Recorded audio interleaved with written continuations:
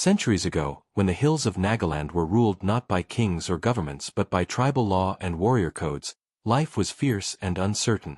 The forests were thick, alive with cicadas, the cries of hornbills, and the rustle of wild boars moving through bamboo thickets. Villages stood perched on hilltops like fortresses, their spiked gates always guarded, for at any moment enemies could strike. And at the heart of this world was the practice of headhunting. It was not simply bloodshed. To take the head of an enemy was to capture his courage, to shield one's village from misfortune, to bless the fields with fertility. A warrior who had taken a head walked taller, his hair adorned with feathers, his name sung in village feasts. But behind this tradition, there were always tears, wives widowed, children orphaned, and lovers torn apart. It is within this backdrop that our tale begins. In one quiet hilltop village lived Lepranchi, a young man with strength in his arms and kindness in his heart. He was known for his honesty, his steady gaze, and his loyalty to his people. Lepranchi had recently married Nungdang Sangla, a woman of grace and beauty. Her smile seemed to banish shadows, her laughter carried across the rice fields, and her presence filled their little thatched home with warmth. Their marriage was still young. They had no children yet, but every evening they sat by the hearth fire, weaving dreams of the family they would one day raise. They spoke of harvests, of festivals, of songs they would teach their children. Life, for a brief moment, was gentle. But in the land of the headhunters, happiness was always fragile. It was a quiet afternoon when misfortune struck. The men of the village had gone deep into the forest to hunt, leaving the women and children behind. Out of the shadows, warriors of Sang Sadong, a rival village, descended like a storm. Painted in red clay, armed with spears and das, they crashed through the gates, shouting war cries that echoed across the hills. Panic erupted. Women screamed, children ran for cover, but the warriors were swift and merciless. Among those seized was Nungdang Sangla. Her wrists were bound, and she was dragged through the forest path, her cries swallowed by the roar of drums behind her. By the time the hunters of her village returned, it was too late. Smoke rose from burnt granaries, and their beloved daughter had vanished. Lepranchi fell to his knees when he learned the news. His heart felt as though it had been pierced with 100 spears.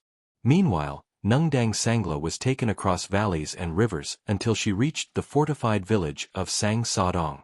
There, the warriors celebrated their victory. The air filled with beating drums, stamping feet, and wild songs. For them, this captive woman was proof of their strength, a trophy to boast of. She was paraded before the people, her head bowed in despair, awaiting the cruel fate that awaited most captives, execution. But fate twisted unexpectedly. Among the leaders of Sang Sadong was Tir Kunu, the chief. He was a man hardened by war, respected by his people, yet hollowed by loss. His wife had died years ago, leaving his hearth cold. When his eyes fell on Nungdang Sangla, so young, so strong despite her grief, he felt desire stir within him. He declared before the village, "This woman shall not die. She shall live, as my wife." Grumbling rose from the warriors, for they wanted the glory of her execution. But custom allowed the chief to ransom her life. He paid livestock, beads, and ornaments to the warband, and thus she was spared. Nungdang Sangla, heartbroken, had no choice. She became the wife of the very man whose warriors had torn her from her home. Years passed. She lived in Tir Kunu's house, not as a woman of choice but as a captive in disguise. She bore him a son, yet even motherhood brought her little peace. Each evening she sat on the porch, staring toward the distant hills where her true home lay, whispering prayers to the spirits. "May I die in my motherland. May I see my true husband once again." Every attempt at escape ended in failure. Guards kept watch, gates were barred, and Tir Kunu's shadow loomed over her life. But she never let her spirit break. She endured in silence, holding on to hope like a hidden flame. Back in his village, Lepranchi was crushed by grief. For weeks, he searched the hills, hoping for a sign of his wife. But deep down, he knew the cruel fate of captives. Still, he refused to let go. He vowed, "I shall never take another wife. I shall not cut my hair until I have avenged her, or seen her once more. His hair grew long as the years stretched on, a symbol of his unfulfilled promise. He joined raids against enemy villages, hoping to find her or to take revenge. But success eluded him. Each battle ended with losses, each raid without her. At night he dreamed of her skull, painted white with rice flour, hanging in an enemy's home. Yet sometimes he refused to believe it. A faint spark of hope flickered within him. What if she still lives? Thus, two hearts remained bound across distance and years, one in captivity, one in mourning, both waiting for fate to turn. Years turned like the slow grinding of a millstone. Lepranchi's hair grew long, his face aged with sorrow, but his vow remained unbroken.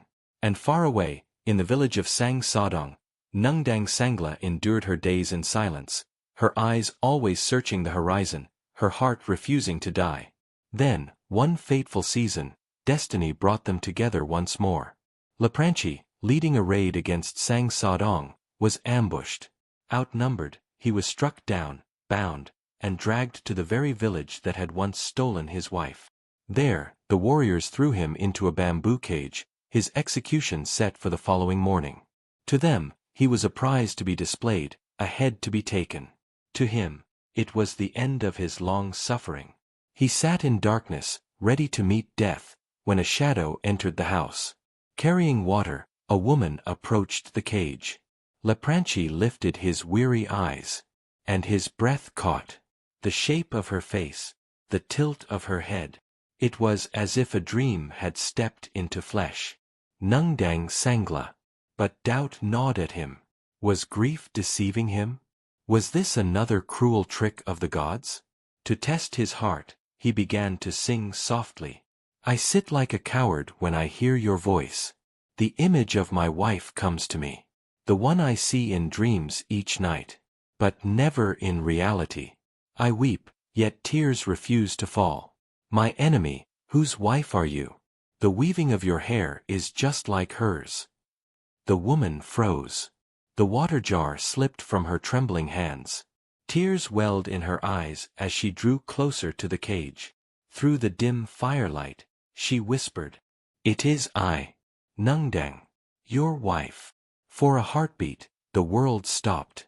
The years of longing, the nights of sorrow, the silence of grief, all shattered in a single moment of recognition.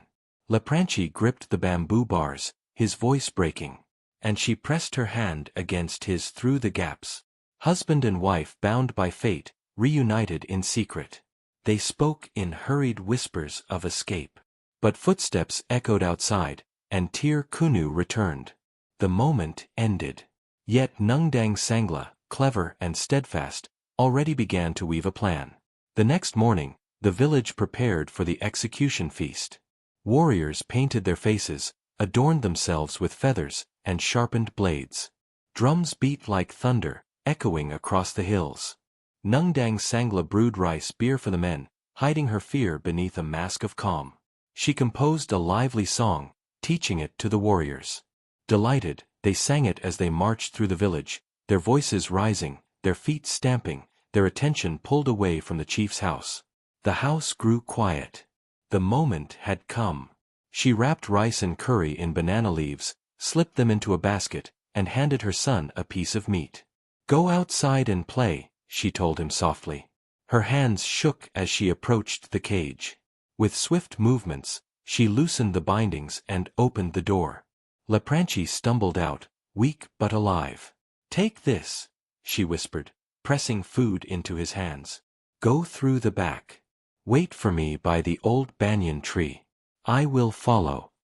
Through the back door, he slipped away into the shadows. Through the front, she walked calmly with her basket, as if heading to the granary. Minutes later, beneath the banyan's wide branches, they met again. For the first time in years, husband and wife embraced in freedom. Their tears mingled, their hands clasped, their hearts surged with joy. No words were needed. They ran. Through the forest, over ridges, across streams, they fled with the desperation of hunted deer. Every step was a prayer, every breath a plea. Behind them, the hills waited to roar with discovery. But ahead lay their homeland, their people, their freedom. Back in Sang Sadong, the warriors returned for the grand execution. Drums pounded, feet stamped, voices rose. But when they entered the yard, the bamboo cage stood open. Empty. Confusion spread. Shouts rang out. Warriors scattered in search, but their prey was gone. Then another absence was noticed. The chief's wife was missing. Tir Kunu stood frozen, staring at the empty cage, his chest rising with rage and disbelief. For a man who had taken many heads, this loss was deeper than any blade. His honor, his pride, his wife, all torn from him in a single morning. The drums fell silent. The feast turned to ashes. The warriors hung their heads in shame. And Sang Sadong was left in mourning, not triumph. But far away, through forest and field, two figures moved swiftly, hand in hand. Lepranchi and Nungdang Sangla, husband and wife, lost and found again. When at last they crossed into their own village, their people rushed to meet them. There were tears, songs, and embraces. Children gathered to stare in wonder, elders raised prayers of thanks, and the air filled with the sound of joy. For in an age of violence, when heads were trophies and life was uncertain, love had endured. Hope had triumphed. And the bond between two souls had proven stronger than war itself. And so, the story of Lepranchi and Nungdang Sangla was passed down through the generations. Not just as a tale of headhunting and vengeance, but as a living testament to love's resilience. Steel may cut flesh. War may break tribes. But love endures beyond it all.